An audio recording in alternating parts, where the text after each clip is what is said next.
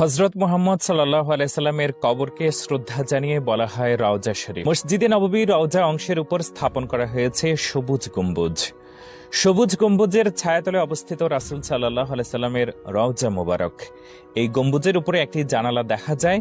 অনেকেই জানতে চান এই জানালাটি কেন রাখা হয়েছে। সাল্লাল্লাহু আলাইহি সাল্লামের ইন্তেকালের পর একবার মদিনা শরীফে দীর্ঘদিন অনাবৃষ্টির কারণে অসহনীয় গরম আর দুর্ভিক্ষ দেখা দেয়।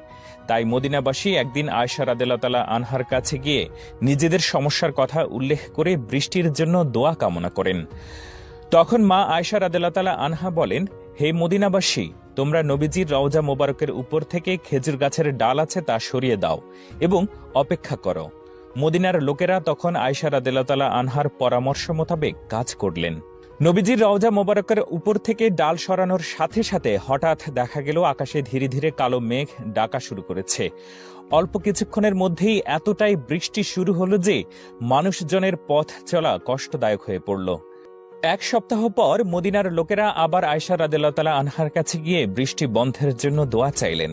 তখন আয়েশা রাদিয়াল্লাহু তাআলা আনহা বলেন, নবীজির রওজা মোবারকের উপর খেজুর গাছের ডাল পূর্বের মতো দিয়ে দাও, বৃষ্টি বন্ধ হয়ে যাবে।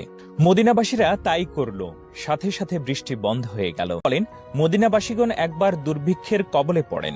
তারা আয়েশা রাদিয়াল্লাহু তাআলা আনহার কাছে এই শোচনীয় অবস্থার ব্যাপারে জানান। তিনি তাদেরকে মহানবী সাল্লাল্লাহু আলাইহি সাল্লামের রওজা শরীফে গিয়ে এর ছাদে একটি ছিদ্র করতে বলেন এবং রওজা পাক ও আকাশের মাঝে কোনো বাধা না রাখতে নির্দেশ দেন। তারা তাই করেন। অতঃপর মুষলধারে বৃষ্টি নামে, এতে সর্বত্র সবুজ ঘাস জন্মায়। এই বছরটিকে প্রাচুর্যের বছর বলা হয়। রাসূল করিম সাল্লাল্লাহু আলাইহি সাল্লাম বলেন, যে আমার রওজা জিয়ারত করলো তার জন্য আমার শাফায়াত ওয়াজিব হয়ে গেল। তিনি আরো বলেন, যে হজ করলো কিন্তু আমার রওজা জিয়ারত করলো না, সে আমার প্রতি জুলুম করতে পারে।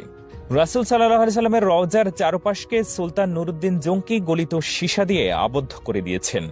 বিভিন্ন সময়ে দুষ্কৃতিকারীরা কবর থেকে রাসূল সাল্লাল্লাহু আলাইহি সাল্লামের দেহ মোবারক চুরি করার চেষ্টা করলে সুলতান এমন গুরুত্বপূর্ণ কাজটি করেন। যে জায়গাটিতে রাসূল সাল্লাল্লাহু আলাইহি সাল্লাম ইন্তেকাল করেন, ঠিক সেই জায়গায় তাকে দাফন করা হয়েছে। নবীজি সাল্লাল্লাহু আলাইহি সাল্লাম নিজেই তার কবরকে উৎসবের স্থান বানাতে নিষেধ করে গিয়ে